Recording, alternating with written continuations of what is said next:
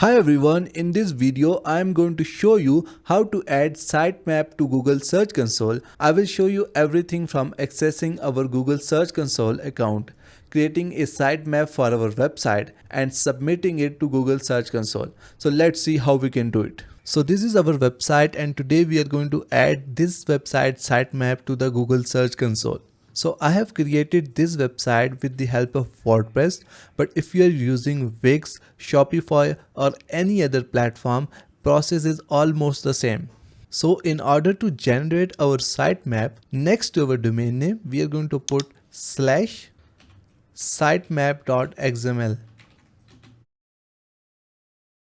And here it will generate the sitemap of our complete website.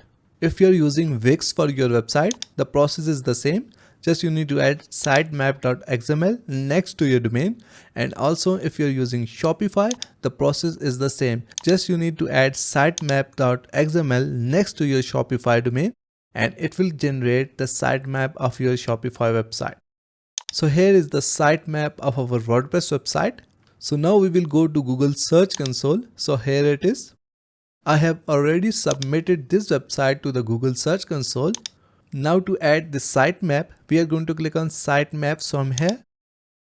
Now we will go back to our website and copy this URL from here.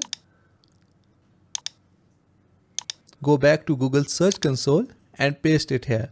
yourdomain.com/the sitemap URL. After that, we are going to click on Submit. And as you can see that our sitemap is submitted successfully. So click on dismiss from here. And now if I refresh it, here under the status you will see success, which means that our sitemap is submitted successfully. So if you click on this sitemap, here you will see all the posts. So this is how you can submit your website sitemap to Google Search Console. Thank you so much for watching the video tutorial. Please like the video and subscribe to my channel.